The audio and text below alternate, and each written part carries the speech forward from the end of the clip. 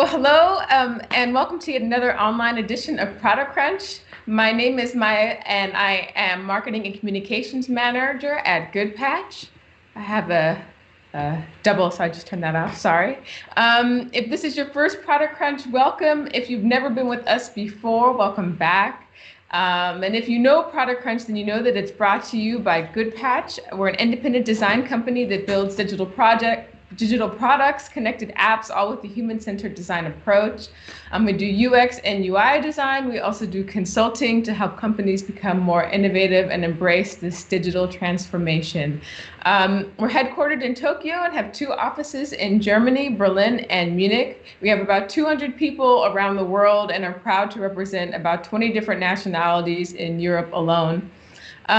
We hit a big benchmark yesterday as a company. You may have seen the news. We became the first design company to go public and to list its shares on the Tokyo Stock Exchange. So that's very exciting news. This has been something that's been at the top of our minds for perhaps over a year now.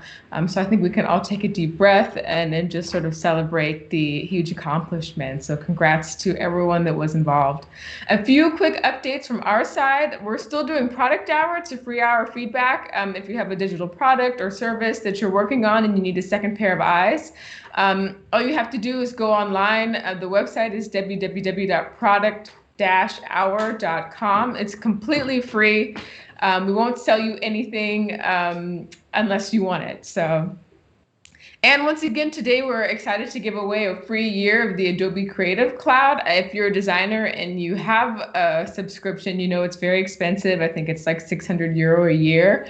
So you can win a free year. All you have to do is go to LinkedIn, say something nice about Product Crunch, and you can @Goodpatch and hashtag Product Crunch. And at the end of the event, we'll announce the winner. So good luck. And so we're joined today by 3 amazing speakers. As you know, today's theme is new work. I think before the world hit the pause button, we'd all been to a number of future-themed events: the future of mobility, the future of retail, the future of technology, what have you. So we're picking the theme back up again to talk about the future of work. We are all sitting at home asking ourselves, okay, well, what's the future of the organization? What will I still be working at home 3, 15, 25 years from now? What soft and hard skills will I need to be successful? And what strategies can I use to ensure that I stay relevant and in demand? So I'm no expert on this, but we brought in the big guns to talk more about it. We're going to move right along into our first speaker, who's coming to us all the way from Barcelona. I had the pleasure of meeting Jeff maybe a month or so ago because I interviewed him for the Goodpatch blog. He's an amazing guy, author, coach, consultant, and speaker. And I think it's safe to say that Jeff is best well known for his book, Lean UX, which might exist on all of our bookshelves. So just a week ago, Jeff published his second book, Forever Employable, or not his second book, I think it's your third. But it tells a very personal story of his journey from the corporate world into his success as an entrepreneur. And he's going to tell us a bit about, how we can future-proof our careers, whatever that may be or look like. So without further ado, please welcome Jeff Gothelf. Hey folks, it's Jeff. Maya, thanks so much for that great intro. Yeah, Forever Employable is actually the 4th book. To be fair, it's wow. Which you write a book like it's like, okay, it's a thing, but this is the most personal one actually, and the one that was the hardest to write because of that personal aspect to it. And so I've got a short presentation to take you through some of the core materials in the book itself, and to really be able to share the story that led to the publication of the book, and really focus on, like you said, the future of work and so forth. So I'm sharing my slides right now. It'd be good to hear that, yes, you can see my slides. Is that true? Yes, we can see your slides. Thank you very much. Sorry, it's the UI here is a little wonky, and as a UX designer, I have opinions about UI. so, so with that, let me tell you this quick story, and then I'd love to take your questions about this. But the way the story starts is it starts off on my 35th birthday. My 35th birthday was January 31st, 2008. I woke up in a cold sweat on my 35th birthday, and for a second there, I couldn't figure out why that was, because when I was 35, things were pretty good. I was married. My kids were little. Now they're teenage girls running around Barcelona, which is mildly terrifying. I had a good job in New York City. I was the director of user experience at the Ladders after a decade of kind of hopping around the tech industry. I was commuting every day, at a house, 2 cars, the American dream, right? I'd clawed my way up to middle management. Very, very exciting. And I wake up on the morning of my 35th birthday, and everything should be good. I should be very happy about this. And I was terrified. I had this cold sweat. It took me a second to figure out why that was happening and what I was afraid of. And what dawned on me was that in 5 years from then, I would be 40. And from the perspective of 35, 40 feels old. From this side of 40, I can tell you that 40 does not feel old at all. But nevertheless,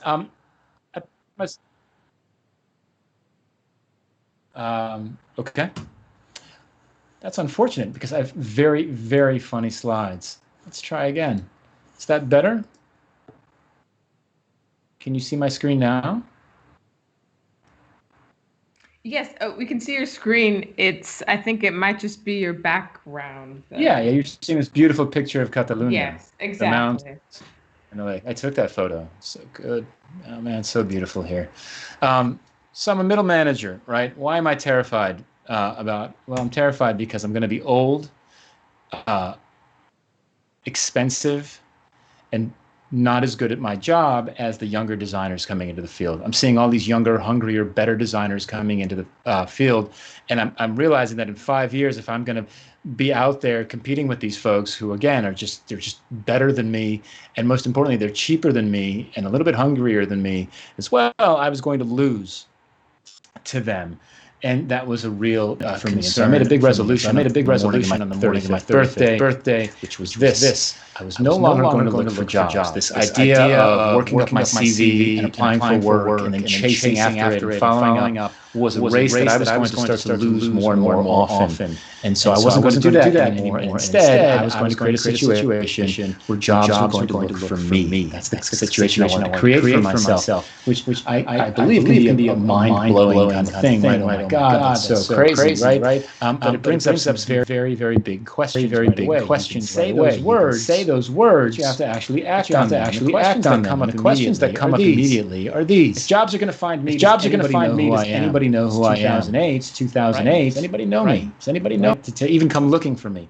Why would they come looking for me? What problem do I help them solve? What's the value that I offer up that would make people come to me? How would they find me? It's 2008, right? You've got LinkedIn, you've got Google. What else? Right? Where should I live online? And then ultimately, if jobs are going to find me, then what kind of work do I actually want to get? And these are the questions I set out to answer. And I've spent the last 10 plus years, 12 and a half years really at this point, building my platform to answer those questions, to build the kind of platform that answers those questions on an ongoing basis and generates the kind of leads and opportunities that I want to keep me employed and interested and growing and getting better and earning enough money to support my family. And I discovered along the way that there were 5 qualities that I needed to have to become forever employable. And then I coupled them with the 5 steps that I took to become forever employable. And when you add all those things up, it boils down to this. Idea that you have to treat your career and your professional development as a product. In the same way that you design and build and manage products and services today, you have to think about those same principles and ways of working, but apply them to yourself, to your professional growth, to your development, to your career. And in doing so, you can continuously improve and optimize that platform of recognized expertise and of thought leadership to create this pull model, this situation where you're pulling opportunities towards you on an ongoing basis. And in doing so, you begin to future-proof your career because you don't have to go chasing those opportunities, but opportunities start to find you. Now, there's 5 qualities that I talked about to becoming forever employable, and these were the 5 that I found that really helped me build the kind of platform that I needed to make sure these opportunities continue to find me, to create this magnet for leads. And if you look at these qualities, entrepreneurialism, self-confidence, continuous learning, improvement, reinvention, they should sound familiar. If you're a product person, right, this feels like agile or agility, right? But instead of focusing these concepts on products and services, you're focusing them on you, your career, and your professional development and growth. As I dug deep to understand whether or not I actually had some of these qualities, it took a little bit to really think through whether or not I had created situations where I exhibited some of these qualities. Because, for example, entrepreneurialism, like building this like proactively building this platform for myself, is an entrepreneurial venture. But I never thought of myself as an entrepreneur. I was never the ideas guy. I was always the execution guy. But I spent years, a decade and a half, I guess you can say, in bands playing music. I toured around the East Coast of the United States. I ran some of those bands. I was the manager for some of those bands. Bands are startups. They're entrepreneurial ventures. They're a business that you build with your friends in an effort to try to build them into bigger and bigger businesses and ways to make a living. So I leaned heavily into that experience and used those entrepreneurial skills to help build my platform. You need some self-confidence to put yourself out there, to put your ideas out there, to be able to tell your story. And I was looking for examples in my life where I've exhibited self-confidence or I learned self-confidence that would then help me put myself out there and see how things went. Now, obviously, being on stage in bands helps a lot, and kind of putting your ideas out there on stage. Another thing that helped me a ton was I spent 6 months in the circus. I graduated from college on a Saturday, and the following Monday, I was in a circus. I joined the circus. I spent 6 months on the road, traveling with 200 clowns and tiger trainers and elephants and trapeze artists, you name it, I did it. And I traveled with them, and that was a really weird situation. And I learned over the course of those 6 months self-confidence, how to succeed in this kind of weird and unusual environment where I was definitely the stranger and the odd man out. And I leaned heavily into that self-confidence to understand how to better present myself and build better relationships. Continuous learning is something that we do with our products. We should do it with ourselves. Always reading, always speaking, always engaging in community, and then using that learning to put more ideas out there. One of the books that changed my life is this one. It's Information Architecture for the World Wide Web, the first edition of this book. It's now in its 4th edition because this really led me into UX design, which inevitably opened up the path around lean UX. And then improvement, right, is what you do with the learnings. You take the learnings and you make yourself better, and you find ways to continuously make yourself better. I teach a lot, and one of the ways that I get better at teaching is by working with other teachers, with other trainers and other consultants. This is a photo from a class I taught in Paris right before the quarantine kicked in, and I taught this class with Jeff Patton. Jeff Patton and I teach the same stuff, but we come at it from 2 different angles. We teach very differently, and when we work together, we both get better at teaching and explaining the material. And then lastly, there's reinvention. And reinvention is really thinking through how we take the ideas that we've put into place so far and repurpose them for a new context, right? So the pace of change is incredible. And the ideas that we come up with, especially like the methods, can be timeless if we continuously reinvent them and reapply them in new contexts. And one of the things that I've been doing a lot of is taking the ideas behind customer centricity, product design, design thinking, and product thinking, and bringing it to places where those things currently don't really exist. Things like places like HR and finance and legal, and really helping those organizations increase the agility of the entire company in which they work. And so these are the qualities that I found that are necessary to help build this platform of reinvention and to start to draw those opportunities to you.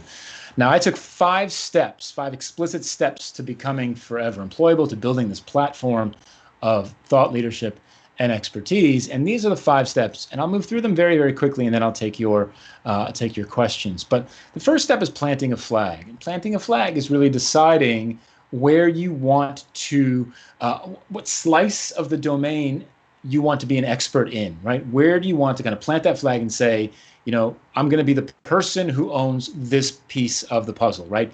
Product management for healthcare companies, right? UX design for virtual reality, right? What's that slice? Where are you going to plant your flag?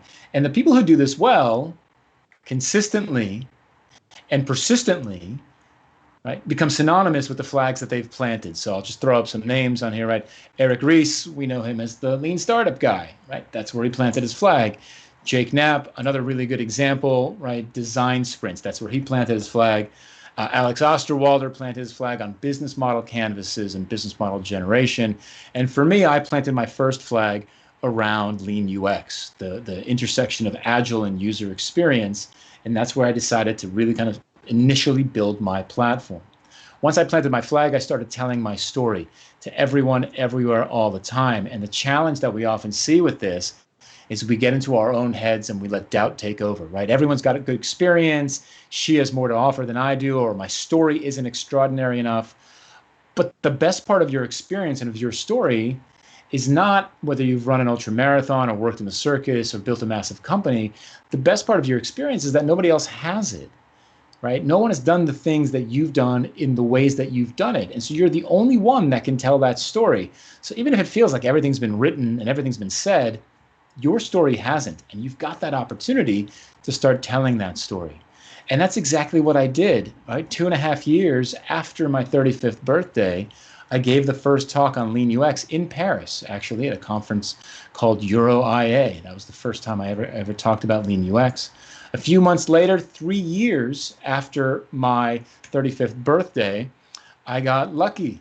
I got Smashing Magazine to allow me to publish this article called Lean UX, Getting Out of the Deliverables Business. And this took this conversation global. So I'm telling my story, I've planted my flag, and now the conversation's global. And it's offered me new opportunities to tell my story in new channels and new formats, on stages, and literally everywhere that people would listen. I was talking about Lean UX, Twitter and Medium and LinkedIn for sure. I was answering questions on Quora back in the day, even on Facebook to a certain extent, and building my email newsletter. Frankly, the only place we stopped short of talking about Lean UX or telling a story was Lean UX the musical. We thought that was a step too far and decided not to do that. And I think the reason why my story about Lean UX resonated was we were solving a real problem that a lot of people had. And so this was something that a lot of people could relate to. I had real world experience. I was doing the work, right? I wasn't a consultant. I was in a team doing the work and solving the problem. And I was sharing our wins and losses humbly. We did this and it worked really well. We did this and it was awful and didn't work. And so we should do something else. But this is what we learned. And everything that I was teaching provided practical, tactical advice, which helps to build that authentic connection. So if you plant your flag and you tell your story, you're going to start generating and start to pull these opportunities towards you. These new paths are going to show up. And for me, it was interesting because I was doing even less design work at this point and getting very, very worried about it because remember, those younger, hungrier, cheaper designers were coming from my job. And I was super terrified about that. And they were already better than me.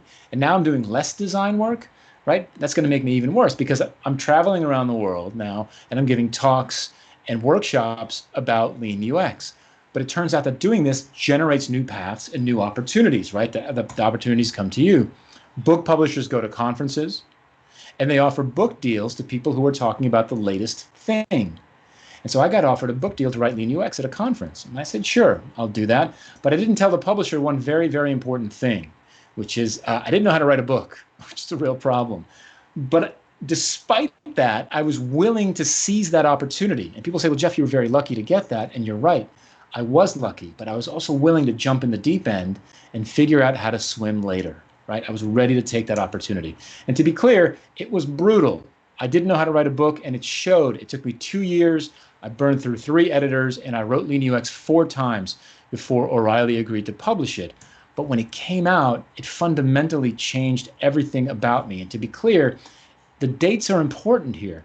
This came out 5 years after my 35th birthday, right? The day I wake up in a panic, I very consistently and persistently decided to build this platform to create the situation where opportunities come to me. It took me 5 years to get to my first book, right? So this is not an overnight method. But as soon as the book comes out, now I'm starting to teach fully, and I find myself in a position as a teacher, and everything that I do today and say yes to is an opportunity to teach, whether it's a workshop or a conference or a webinar like this, right? Because every time I teach, I learn how to improve my storytelling.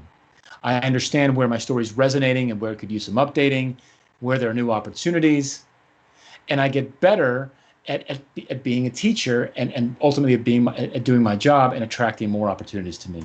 Now, the last step, and then I'll wrap this up and we can do Q&A, is something I learned most recently. It's kind of the last thing that I really learned, and I fought this a lot, which is to give it all away, right? You work hard, you gain your experience, you gain your expertise, you should be paid for that expertise. And I wholeheartedly agree with that. But the first thing that you should do is give it all away. Because the more you give away for free, the more opportunities come back to you. The more you can increase the size of the platform and the audience and that network. And to do so, you've got to make your work and yourself easily findable and accessible. Post your stuff online, publicly, for free. Articles, webinars, podcasts, blog posts. Whatever you're doing, publish it where people can find it. For me, I've consolidated everything on my website. And if you go there today, it's all there, podcasts and articles and canvases and tools, and everything's free, right? Except my online courses and my books, but everything else is free. You can get that. You can watch videos of me giving talks. It's all there. Traveling around, at least when we used to do that, I always do free events in the evening. So if I've got a paid gig in Berlin in the morning, I'm doing IXDA Berlin in the evening, right? You're building your community locally. You're giving back to meetups and local conferences and friends and organizations. And it's a great way to practice your material and to build that storytelling muscle, which helps you build that platform and that network, which attracts those opportunities to you. Now, a couple closing thoughts, and then I'll take your questions. Staying relevant in your domain or in your discipline and building that platform means you have to stay active in the conversations, a presence in the industry, doing the work, contributing to the canon, participating in events, that type of thing, right? Have a presence so people know who you are. And it's a lot of work. There's no doubt about it. If you're looking to transition from one thing to the next, my experience has been 2 years. Give yourself at least 2 years before you'll need a new topic, because it takes time to build that credibility. And at the end of the day, look, this is just one path. This is my path. There are lots and lots of options. And so as you start to kind of plan out your path and where to plant your flag, I always think about this Bezos quote, because Bezos always gets asked, what's going to change in the next 5 years? Because he's this visionary, right? This futurist. And he says, look, I don't think about that. I think about what's not going to change in the next 10 to 20 years. And I focus on those things. And I would challenge you to do the same things. What are people always going to need for the next 10 or 20 years? And how does your unique skill set and your value proposition fit into that? How you deliver it, the channels, the methods, the processes, the brand names, right? All that stuff, it's going to change. But the core value probably won't. And if you focus on that, you can really build that flat platform and start to build this future-proof, forever employable career.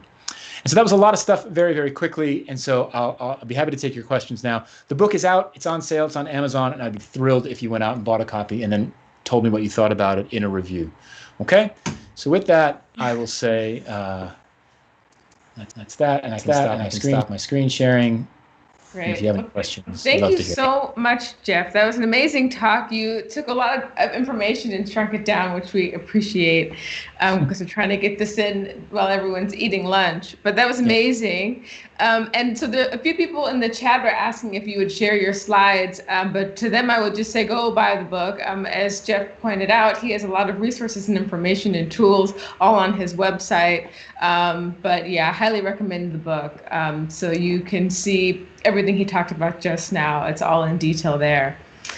So I guess we'll only take a couple of questions. And the first question was one that I had myself when watching this. I didn't know this about you, but about your arts background, which I find fascinating. I also have an arts background. And so the question was basically, how did your experience in the circus and working with clowns, how did that sort of influence your experience as a manager? Like, how was that sort of carried over into your career now?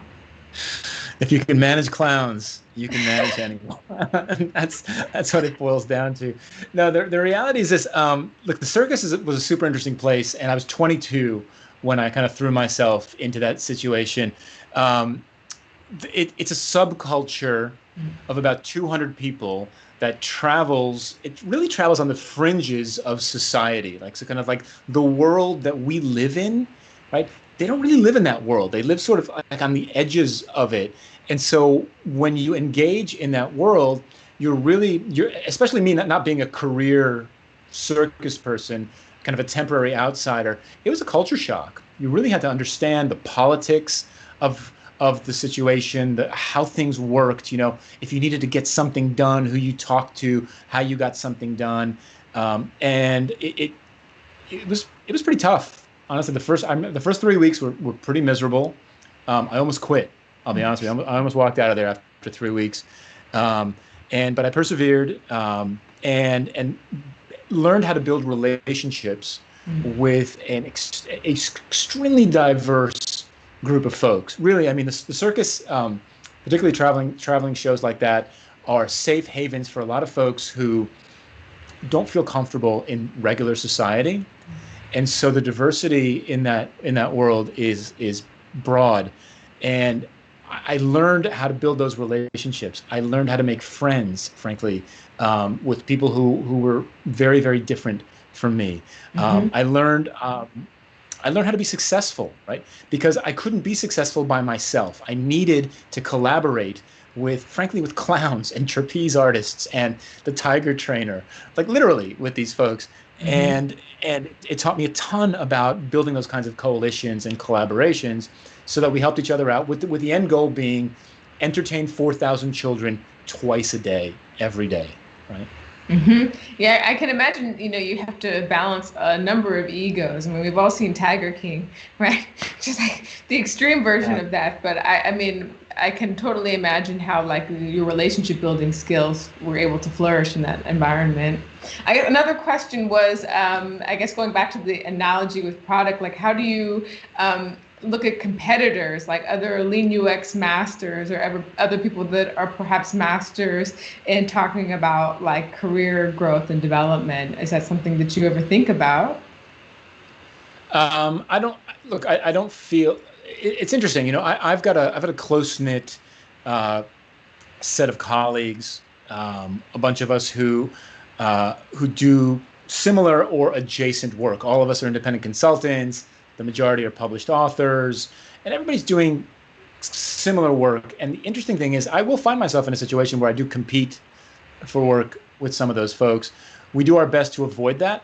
It doesn't always work, right? We don't always know.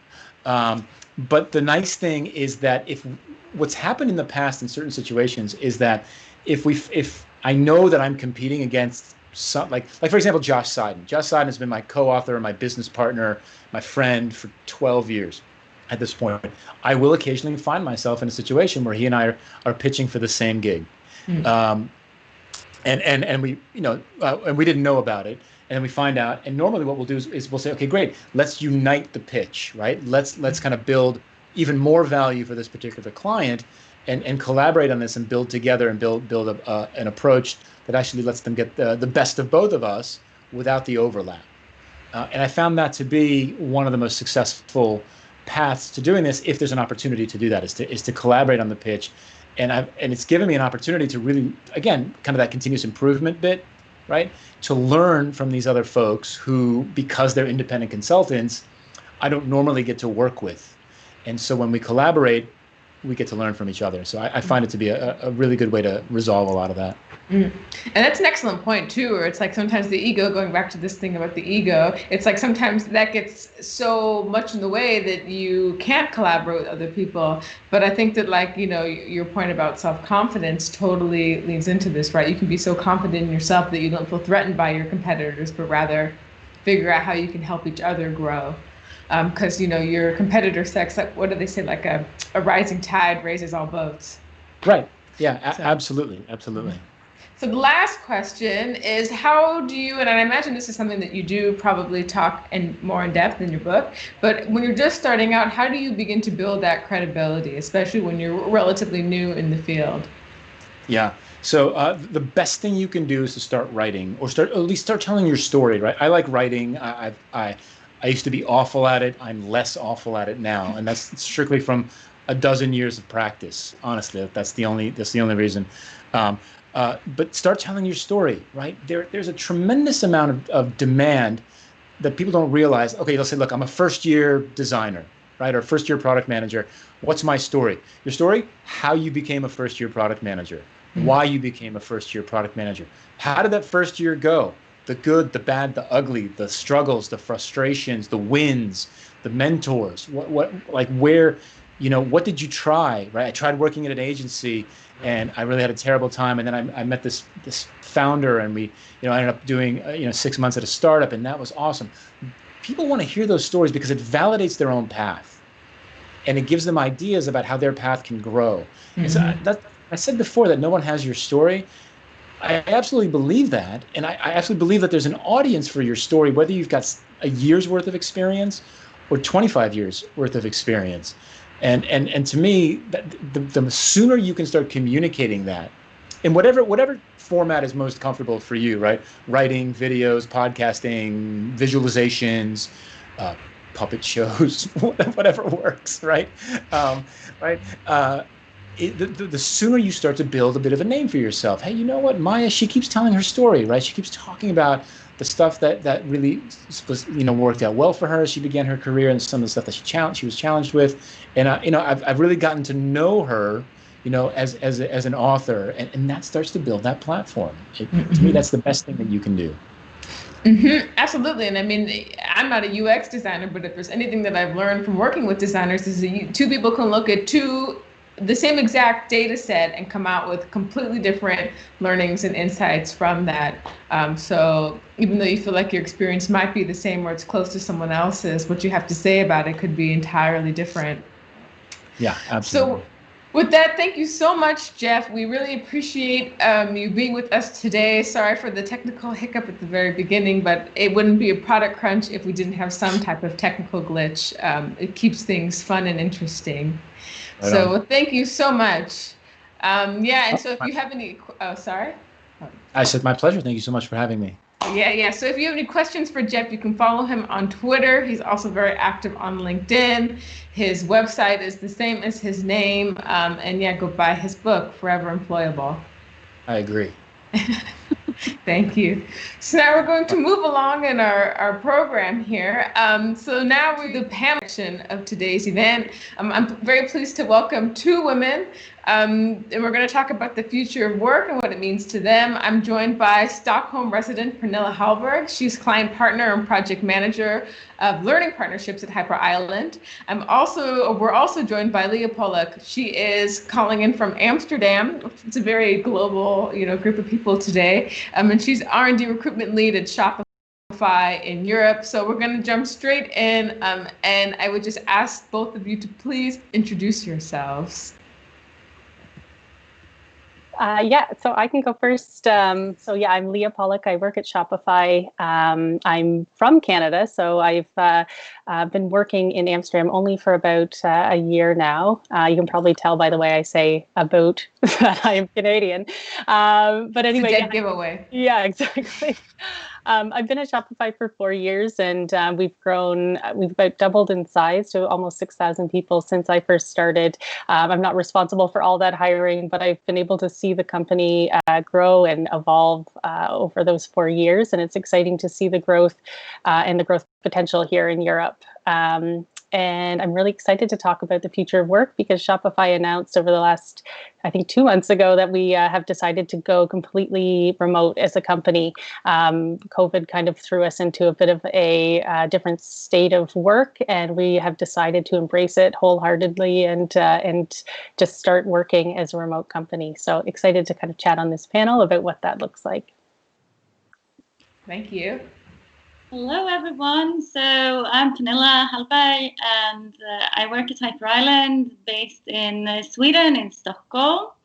Have a bit of a global playground, I would say, but main focus here with the school and our students. So for me, this is super exciting, exploring together with Leah, since I come from the side of building the talent, preparing the talent for the industry, also actually giving the industry sort of the tools and the talents that they need to shape the future of their companies and of the industry.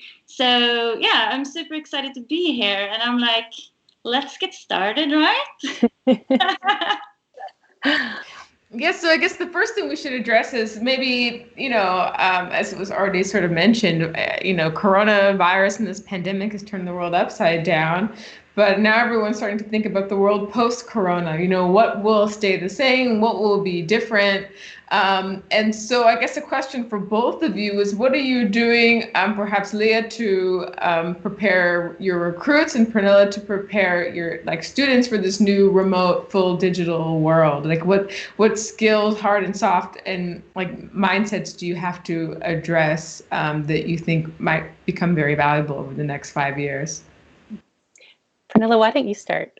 Yeah, I mean, this is such a big question, so I'm gonna you have to interrupt me if I go too far. I have a lot to say, I think, about this, but to start with, I think this new or full remote or digital world, for me, it's not something new, really.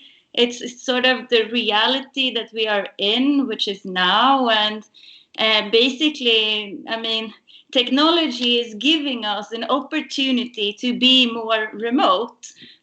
Technology is giving us the opportunity to work with more cross-collaboration, more distributed teams.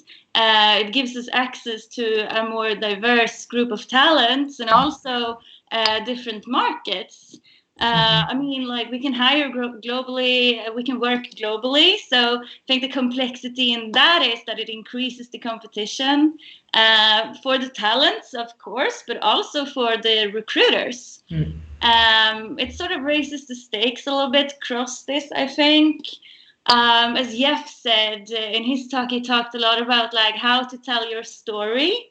I think that's a super important note in this networked society. How do you tell your story as an employer, but also as an individual looking for new jobs? So also networked society, there is a difference, I think, between digitalization and digitization. And I don't know, I say this every day, can't say it enough, but I think it's digitalization is actually being the change in the structures and the opportunities given to us by technology. And to work with that, then it comes down to working with change management, to work with people, to work with mindsets, to work with the soft skills, values, and culture. And then we have the digitization, which is basically when we use the technology to make our lives easier and to make our processes faster and to optimize the work so that we can focus on maybe more tangible and value-adding tasks. So there it goes. If we can't change the people, if we can't change the mindset and the ways of working, doesn't really matter how much technology we have, because it won't make a difference in the end. So giving our students sort of the opportunity and the ground to explore that is the key, I think. Working a lot with self-leadership, working a lot with collaboration, team development, reflection, feedback, iterative processes. Key is really in this world to actually understand what it means to unlearn and relearn and learn as a recipe for continuous learning. I think I'm not sure, I can go on forever, but I sort of want to let you in, Leah. Well, it's a good jumping off point too. You're preparing people to really enter the kind of technical workforce. And right now we're kind of doing some reverse engineering with, having, like I said, almost 6,000 employees and all of a sudden switching to a remote model. Some of those people did work fully remote before, so that's not a huge switch, but the majority of people were used to going to, these beautifully designed offices and having free lunch every day. And, you have those really organic chats with people, as you bump into them while you're getting a coffee and things like that. And so it's kind of understanding how to reframe what our work life is and how we can connect with each other in a digital space. So I think that's one of the biggest challenges that we're kind of facing right now, and understanding how to create, the right spaces and the right resources for people to have that human connection. We're still, as a company, a lot of times our executive team will make these massive decisions but they'll announce them quickly without keeping them from the company so that we can then enlist the help of everyone, all the like incredible minds at the company to create these SWAT teams to really tackle what's important to staff. How do we make sure that we're creating the right like perks and benefits packages that reflect, people creating home offices, for example, or if they really want human connection in their day or like a sense of going somewhere, how do we build in maybe co-working spaces or keeping one of our offices open where people can sign up to go into those offices once or twice a week and at least have that piece still embedded in their weekly work life.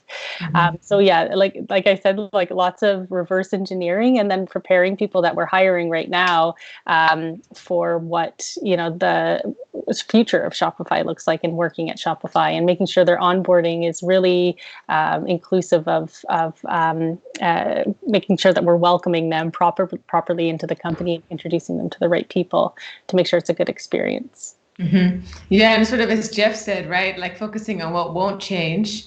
I think we can all agree that your ability to connect with people and to build relationships and to inspire and to motivate each other, that's something that will never go out of style, right? Yeah. That's something we should. It's basic human needs, really. I think that's very interesting talking about this, like having inclusion, control, and affection, like real basic human needs. Those needs are wired into our brains. And that won't go away just because we go remote or just because we go online. So how do we actually cater those needs working in a networked society? I think that's a big and important question. Yeah. I guess, Leah, one question for you as a recruiter is that now that you, I guess, better have a clear idea of at least what the next 1-3 years will look like at Shopify.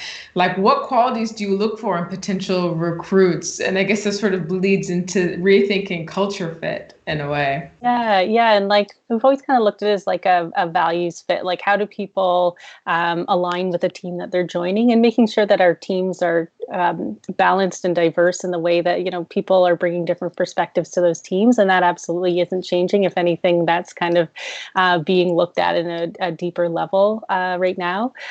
We are looking for a lot of the same qualities as we did before. So people that are resourceful, people that can thrive on change. That's especially important right now. People who are humble and able to kind of recognize that a lot of work is a team effort. It's not all just on one. And so those things haven't changed for us. I think the biggest piece is just really making sure that someone is willing, able, and capable of working remotely, and making sure that we support people in that transition to working remote for us, and making sure there still is some kind of human element. We're figuring out, once things open up, like and the world opens up again, how we can connect as teams and how we can make sure that people are able to have opportunities throughout the year to connect with one another. But overall, I'd say I was hiring obviously pre-corona, during the height of the pandemic, and then and now, and I would say very little changed except for having a lot more remote interviews, having a lot more conversations about what it looks like to set up your home office and to integrate with your team when you start. But the way that I talk to people and the way that we hire people is more or less the same. And I guess, these video communication tools, what we're doing right now, really allows that to happen. A question for you, Pernilla, is what support, either courses or solutions, or a lot of the companies you're working with requesting the most right now? How to collaborate online. Yeah. I'm surprised. No, like how to work remote, really. It's like, well, what are we going to do? It's crazy. But all in all, I would say, of course, the questions are now more than ever connected to remote work and to how to lead online and expand online. But the basics are the same. We do a lot of reskilling and upskilling to sort of cater to already existing people within organizations, but then it's also change management, leadership culture, those kind of questions that you need to work with. I mean, it's like start with the people, and then they want to dive into innovation and transformation and actually bringing out the real potential of this digital world that we actually live in. I think one thing that's also interesting, also connected to like sort of the speed and the progress of technology and the complexity that brings us, is also having translator skills, like being a person who can bridge the different business areas and different teams within an organization to help them and to support them into talking the same language. Because that's a big barrier if you want to work with transformation and innovation. People talk different languages, and how do we bridge that gap between, say, researchers or people working with data or AI or IT departments? How do we bridge that into the business side or to the marketing side, the creative side of the organization? So that's my new role, translator. Yeah, but it's interesting how, you talk about change management, and that's something I hadn't really thought about before, but you're absolutely right. It's like someone to help sort of facilitate this transition, because I mean, everyone handles change differently. For some people, it's like they welcome change every day, and some people it's like, nightmare. Now everything's changing. They have to work from home and using new tools and new routines and processes.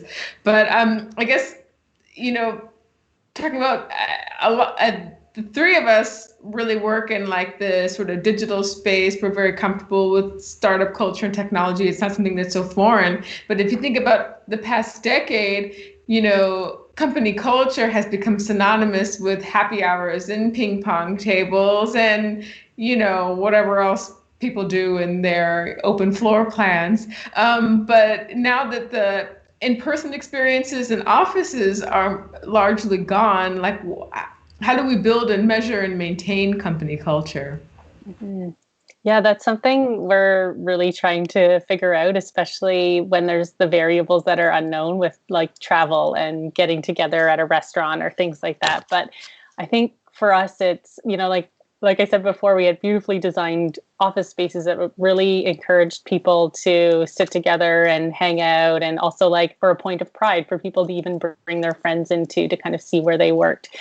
So figuring out what that looks like in the new world is something that we're really digging in on and trying to figure out, like, how do we create not only like online communities or places where people feel comfortable having casual conversations rather than just like having your Google Hangout and then just like shutting off and not having any time for like getting to know someone. So we're trying to create more social time. So building that in so people are able to connect with one another.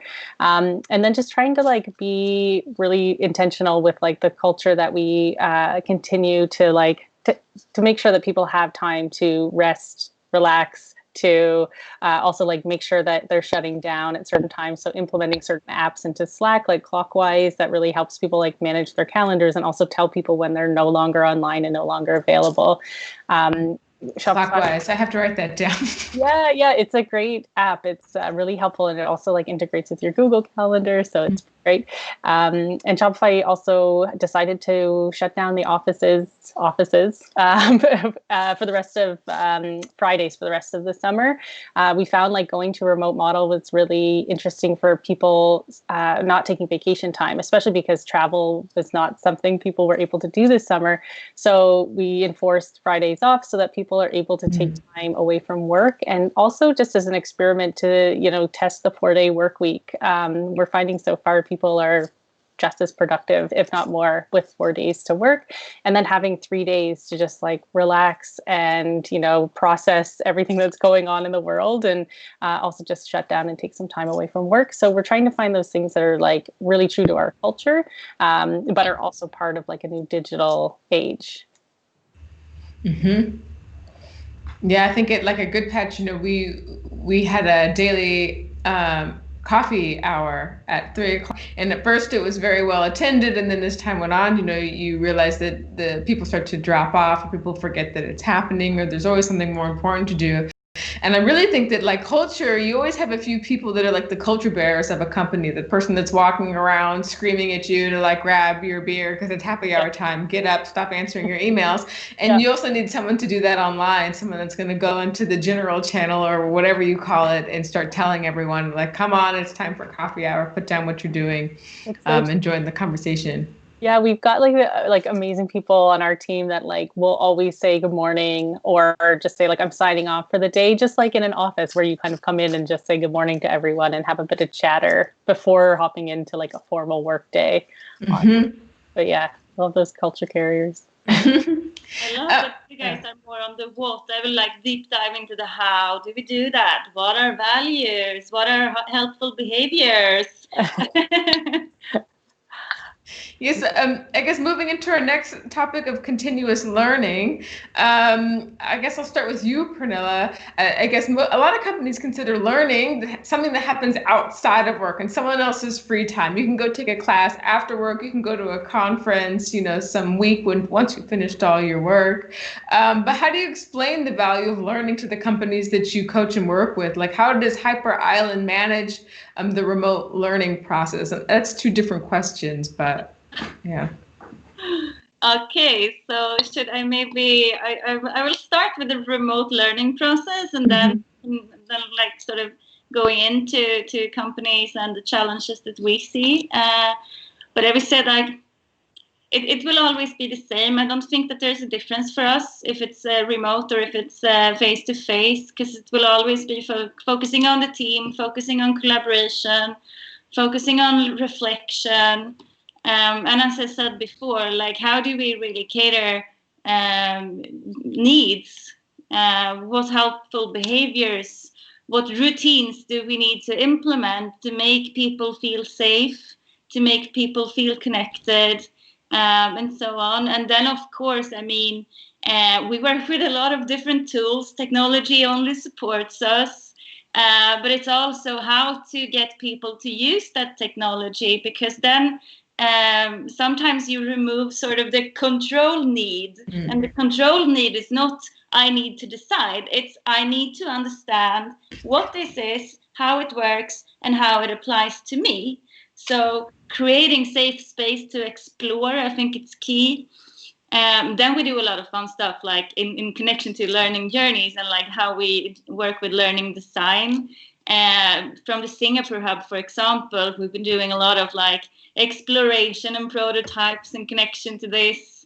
They've done like now there's this murder mystery game going on in connection to actually a course around data-driven organizations. So how do you understand how data works when you solve a murder case, basically? And for team development, they're doing something now, which is climbing the Mount Everest, and then sort of get like all of these things on the way to solve together and work as a team. There's so many different ways of doing that. All in all, as I said, it's the same like as we do face to face, but now we do it online, and then we need to use different tools and do more. Then when it comes to companies and continuous learning, I mean, like, it's interesting for me because I think it's so fascinating, like, learning organizations, like something that's been on topic since like beginning of the 90s. Like, I'm like, hello, are we still here talking about this? But still, I mean, like, obviously the challenge and the discussions that we have with companies is return of investment, is the cost versus the gain. They look at their numbers. Usually companies have, like, if they are in a position even like hesitating a bit towards this, you can see the pattern of them usually having quite high like turnover for employees. And then they look at that data and then they get worried because learning is something that you measure long term, not short term. So then they think that the people are going to quit before they can capitalize on what they invested. But the problem is that they can't look at that data and like drawing conclusions. What they need to do is to understand also you need to do something different to get a different result, and to make people stay longer, you need to invest in them. So that's I think that was your first question, since I answered the second one first. Yes, perfect. And I think maybe we spoke about this when we talked earlier this week, but there's this quote, or I don't know if it's called a quote, but where employee A asks, well, what happens if we invest in our employees and they leave? And then, person B says, well, what happens if we don't and they stay? Right? So it's a lose-lose either way. But I think that, like if you're worried about people leaving, I think that's like the symptom of a larger problem, right? But I totally agree with you. If you invest in your employees, they're much more likely to stick around for the long term. Yeah. And Leah, I know Shopify. I have a good friend who works at Shopify, full disclosure. So I know some intel, but I know that you invest a lot in employee learning and development. So I wonder if you can sort of say something about how your learning and development goals are achieved, or how are they changed at all in this new digital by default policy? Yeah, they haven't really changed because we have a fund called the Own Your Own Development Fund for each employee. It's essentially kind of like a sky's the limit on how people can choose to spend money on how they develop. So some people will go to global conferences, some people will take online courses, maybe with Hyper Island, and some people might, use like audiobooks and buy Jeff's book. I don't know. But all of those things you can absolutely just expense as you go. And we just trust that people will make the right decisions for their own development.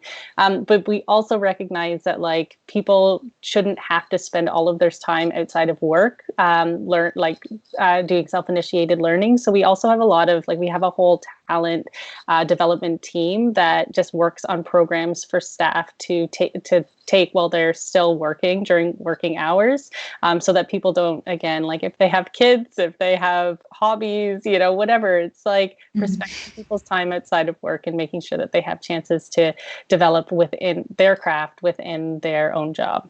Okay, sorry. Yeah, that's great. I mean, because everyone sort of learns on their own time, right? Yeah, in our work. And I guess one last question for you, Pernilla, on this subject is what do you tell comfortables? Sorry, I'm going to skip this question. But sorry, so I guess the final question I have is actually for you, Leah, and then we're going to move into questions from the audience here. But I know a lot of people have been recently laid off, or they're finding it really hard to get a job because the job market has become extremely competitive. But do you have any tips for job seekers as a recruiter? Yeah. I mean, I guess the first, Shopify is still hiring. So I think my LinkedIn profile is on the Product Crunch page. So if you want to reach out, you can. But other than that, I'd say, sharpening your skills wherever possible, and be a continuous learner. I think that's the theme of this talk, and really just kind of look at the companies that you want to work at, and also look at the changing world. As Jeff was talking about, future-proofing your job, just really looking ahead to what the future of work looks like, and making sure that you're constantly upping your skills to kind of match what's going on in the world. Mm-hmm. Yeah, great. So we have quite a few questions from the audience. And so I apologize if some of these have been asked before we've talked about it. I'm reading this as I ask them. But one is they're talking about how economists are skeptical about the productivity rates when going fully remote. I've seen some data myself that shows how people tend to work, I think, up to 4 hours more a day when they're working remote. And this happens to me, sometimes I'll be sitting at my desk and, I've worked straight through lunch and it's 4:00 and I think, well, I'll just do one more thing and then it's 8. But do you think this is true? Have you seen this at all at either of your companies, about productivity rates when working remote? Yeah, I'd say from a Shopify perspective, our CEO has always had this messaging where it's people only have 5 productive hours in a workday realistically.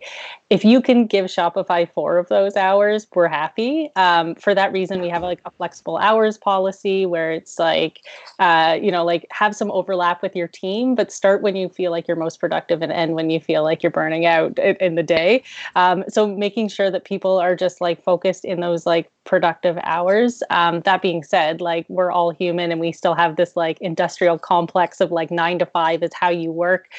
So that's hard to shake. And I think there's just a lot of work to be done to like retrain the future workers and people that work in a remote culture on how to kind of like take those breaks so that you're able to refocus your attention and also separate your work and your life when your work happens in your home. So there's a lot of work to be done, but we do take an approach that allows people to at least use the hours that are productive at Shopify.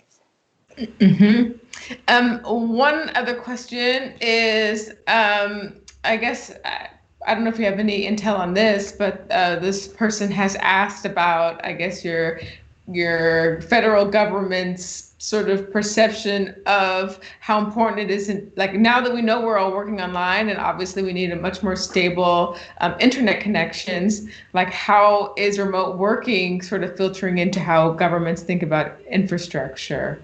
Interesting question. Yeah. I think in Sweden, it's actually an initiative that's been driven for quite a few years, like for a long time, by the Swedish government into how to increase this and how to work with transformation and digitalization for Sweden as a whole. And of course, that also includes the infrastructure and how we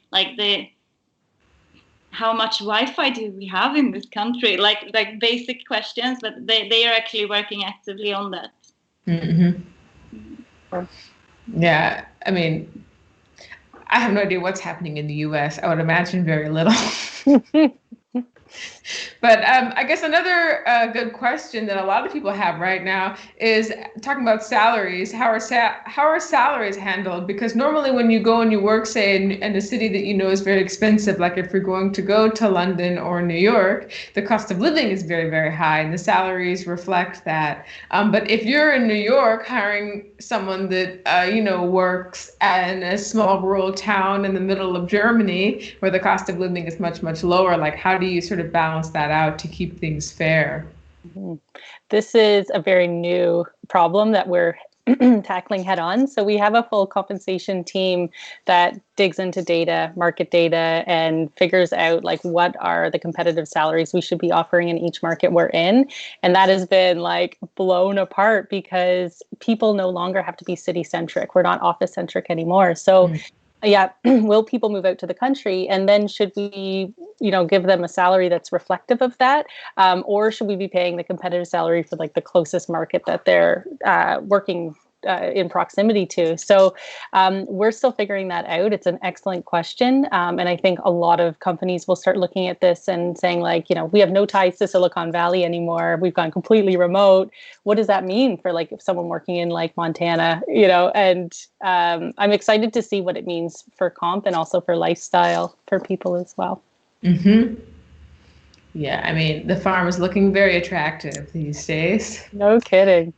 I guess final question is, how do you think remote helps against discrimination? This question asks, it shifts the focus to results rather than like the personal impression somebody makes. And I've worked places where you really do feel like every day is a personality competition. It's best dressed, who has the best manicure. But I wonder, do you have any thoughts or comments on this, how that might affect things? Leah, do you want to, from your perspective, and then I can see if I can add something from mine? Yeah, it's a great question. It's been interesting to go remote, and I think there's things like, seeing where people live and knowing people, so many personal details about people's personal situations also like comes to the forefront, especially when we have kids at home, like kids showing up in meetings. But like, I'm not fully sure I can answer the question because we're so early into it of like what this looks like long term. Hiring has been interesting. I feel like it's actually opened up a lot of doors for who we hire because it's less location specific. We don't have to convince people to move. We also can hire people that are kind of in the same time zone but in different countries. So we're able to hire for different cultures and perspectives. So yeah, still early days, but great question. Yeah. Yeah. I think it's one of the complexities of technology and being online, which is like no one can have, it's not a single person who can have all the answers. You need so many perspectives to be able to get the full picture. So I guess it's something that we will have to explore, right? Mm-hmm. Yeah, and it's also, we can think of each of us as, members of this first class of remote work, right? So everything that we learned this year we'll take on to our next sort of work environment, whatever that may be. Yeah. And then, we'll only continue to learn and adapt. And pretty soon, offices will be the new cool hip thing that everyone's talking about, right? Mm-hmm. Of like, I heard someone say that pretty soon offices will be a perk for employees. But I hope not. I enjoy the office space. So thank you both so much for being with me and everyone who's watching here today. Thank you to everyone that's tuned in from all over the world.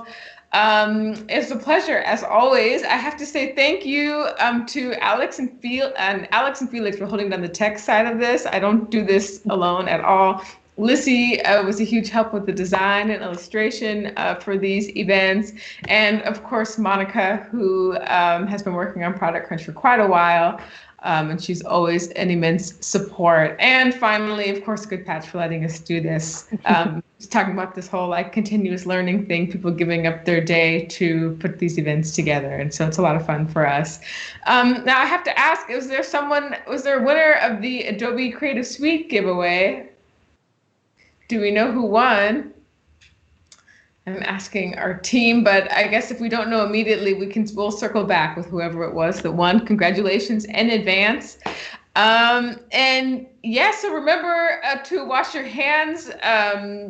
Remember to lean in and reach out to the persons that you haven't seen in a while, who's one Slack message away. And I wish you all an absolutely fabulous day. So thank you so much for being with us.